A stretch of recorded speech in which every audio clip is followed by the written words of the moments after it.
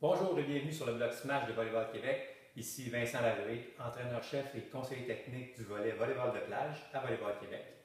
Aujourd'hui, dans notre blog, on poursuit notre série sur la préparation physique et la gestion des blessures et des douleurs. Si on se rappelle, dans le dernier blog, on a discuté de l'importance de restaurer un pattern de respiration adéquat. Aujourd'hui, on va regarder et s'attarder à l'importance de restaurer la posture et son incidence sur notre corps. Quand on parle de posture, il y a deux concepts à comprendre. Il y a la posture statique, qui est simplement la position de notre corps sans mouvement. Et il y a la posture dynamique, qui se définit par où le mouvement commence et se termine. Donc ce concept-là est important à comprendre parce que dans les gestes techniques sportifs, on a certaines amplitudes qu'on veut obtenir afin d'avoir un mouvement qui est efficace et fluide. Parlant de mouvement efficace et fluide, une posture adéquate, c'est ce qu'elle nous permet d'effectuer des mouvements dans de pleines amplitudes de mouvement avec une fluidité et une grande efficacité. Notre corps est fait pour être en équilibre. On a une certaine courbe lombaire qui est là naturellement, qui nous permet des amplitudes de mouvement optimales. On a une courbe thoracique, c'est la même chose, au niveau cervical également. On a des amplitudes articulaires qui nous sont propres à chacun et qui nous permettent d'obtenir une amplitude de mouvement optimale.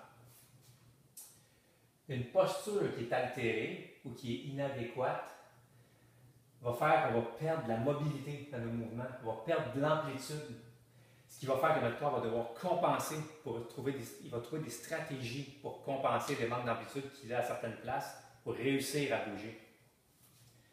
Ça, ce que ça fait, c'est que ça crée de l'inconstance dans nos mouvements techniques, dans nos mouvements sportifs. On a des restrictions de mouvement, nos gestes techniques vont être altérés, puis éventuellement, ça crée de la douleur et des blessures à faire un nombre de répétitions, un énorme nombre de répétitions dans une amplitude restreinte en compensation. À un moment donné, le corps n'en peut plus et les douleurs et les blessures apparaissent. Pour corriger la posture, c'est vraiment important en fait de pouvoir évaluer l'athlète qu'on a devant nous pour lui prescrire des exercices adéquats.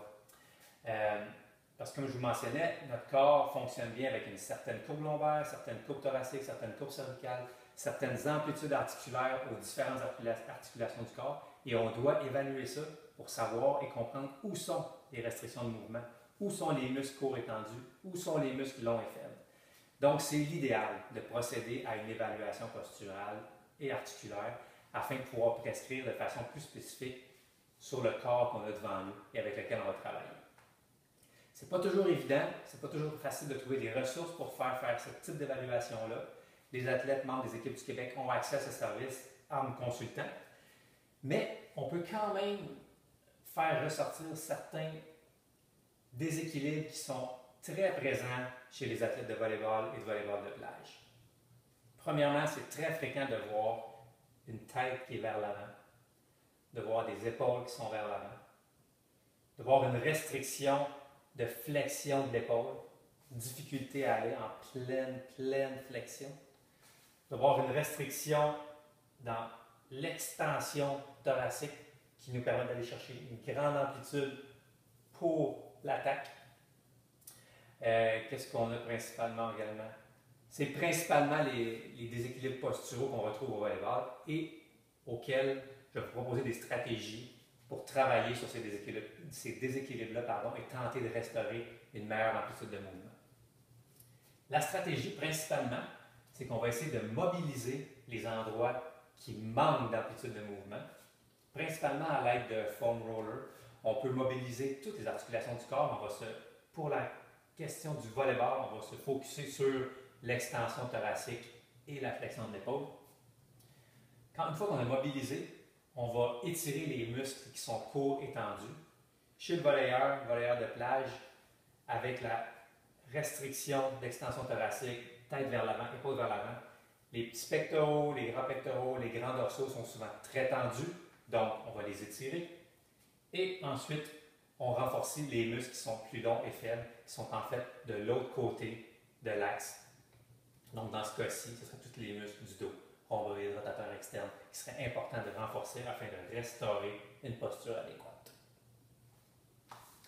Donc, je change encore une fois la configuration de la salle et on enchaîne avec des exercices de mobilité pour l'extension thoracique.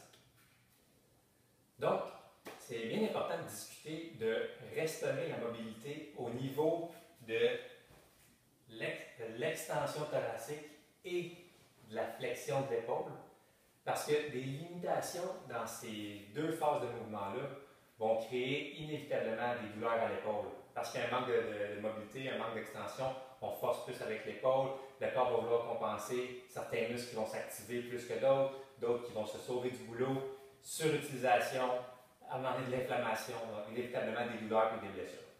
Ce qui est important de comprendre, c'est que 180 degrés comme ça, de flexion totale à l'épaule, il y a 120 degrés qui proviennent de l'épaule, mais il y a un 60 degrés qui provient de l'omoplate.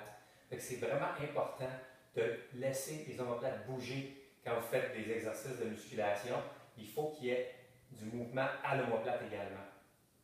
Un petit exercice simple qu'on peut faire avec les athlètes également qui ont une restriction dans une pleine flexion de l'épaule. Disons que l'athlète est capable de monter son bras jusqu'ici.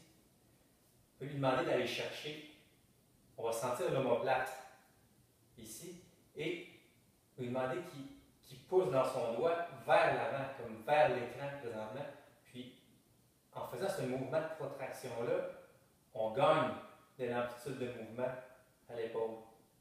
Donc, c'est un mini-exercice qui peut être intéressant à faire pour restaurer un peu de mobilité aussi dans les omoplates. Mais très important, quand on fait des tirades, des poussées, que l'omoplate puisse bouger.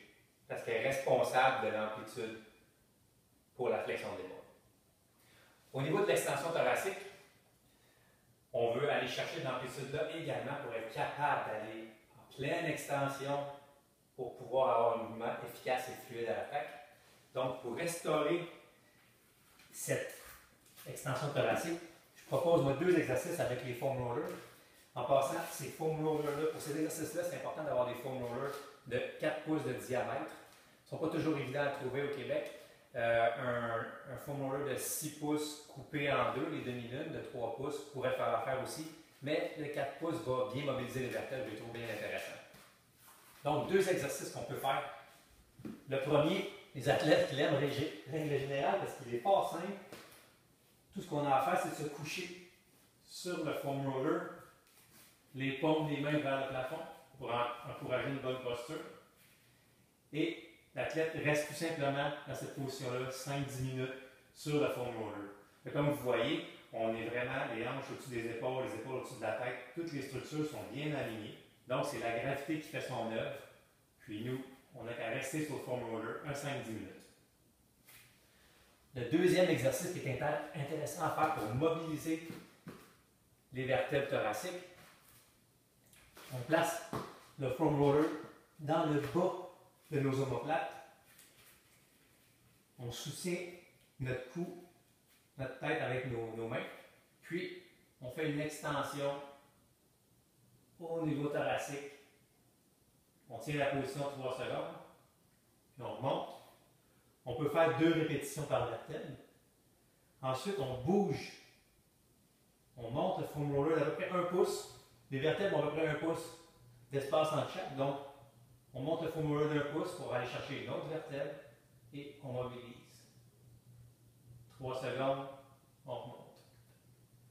J'ai fait beaucoup personnellement cet exercice-là et je continue à le faire beaucoup. Donc, j'ai une certaine amplitude. C'est pas rare de voir des athlètes qui vont être ici et qui vont sentir que ça tire énormément. On ne va pas dans la douleur, on y va progressif. Avec le temps, on va reprendre la mobilité. Donc, les exercices de mobilisation sont très intéressants pour redonner de l'amplitude articulaire. Il n'y a pas de connexion qui se fait avec le cerveau, donc ça va être intéressant de activement, après, étirer les muscles qui sont trop étendus, qui maintiennent cette position-là, et d'entraîner ceux qui sont longs et faibles de l'autre côté, qui maintiennent aussi cette position-là. Donc, c'est tout pour cette semaine.